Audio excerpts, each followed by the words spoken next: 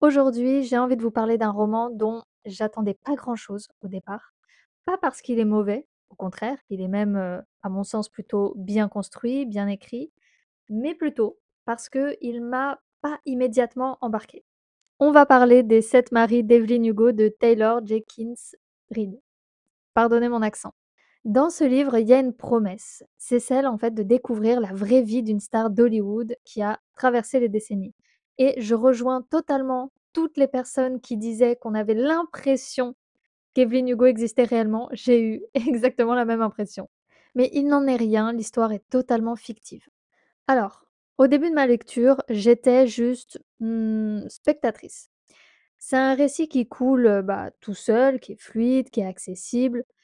Sauf que, en fait, des fois, il est même presque trop fluide par moment. Et Evelyn Hugo, c'est cette icône, en fait, qui m'a paru brillante, mais ultra distante, froide, stratégique, vous voyez? Presque mécanique dans sa manière de grimper les échelons, de négocier avec son corps, en plus, son image, sa séduction.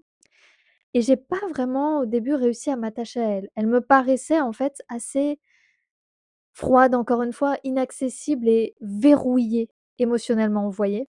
Et puis finalement, petit à petit, sans que je m'y attende vraiment, quelque chose a changé.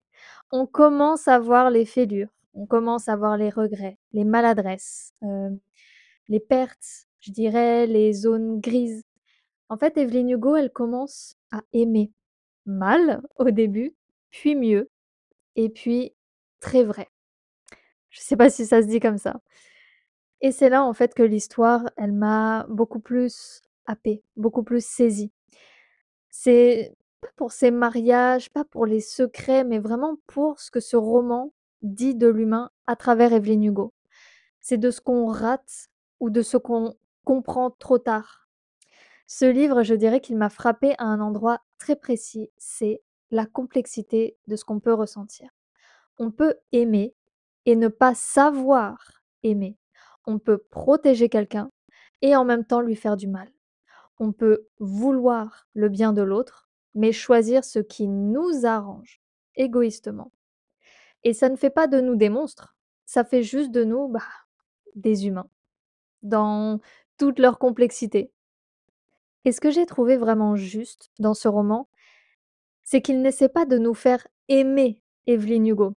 Il nous invite à la comprendre avec tout ce qu'elle a de contradictoire. Elle est brillante, elle est dure, elle est loyale, mais elle est cruelle et elle reste profondément humaine. Et à travers elle, je trouve que l'autrice nous renvoie une chose qui est assez forte, c'est que l'amour ne rentre pas dans une case.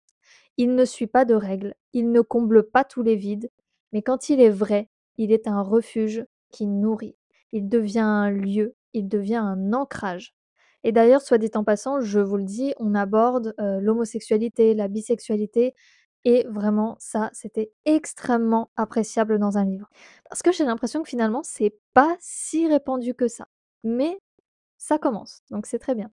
Bref, ce livre m'a rappelé ça, c'est que tu peux être applaudi par des milliers de personnes, désirées, admirées, craintes, mais en fait, rien de tout ça ne remplace la présence silencieuse de celle ou celui que tu aimes. Et quand cette personne s'en va, ce qu'il reste, ce ne sont pas les photos, c'est même pas la carrière, c'est ce battement, c'est le battement du regret. L'envie de juste une minute de plus, une minute de moins à fuir, une minute de plus à aimer pleinement.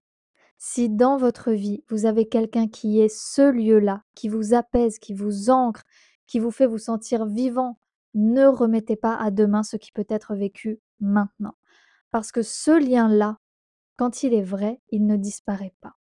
Et même s'il change de forme, même si l'autre n'est plus là, cet amour, il continue de battre quelque part en vous. Il ne vous quitte pas, il devient autre chose, mais il reste. Et il vous appartient à tout jamais. Et je trouve que c'est ça, en fait, que j'emporte de cette lecture des 7 maris d'Evelyn Hugo. C'est pas le glamour, c'est pas Hollywood, c'est pas les secrets, mais c'est ce battement-là. Ce battement qui est à la fois discret, constant et profondément humain. Et c'est sur cette note que je vais vous laisser et on se retrouve la semaine prochaine. Je vous souhaite une très belle journée, une très belle matinée, une très belle nuit et je vous dis à bientôt.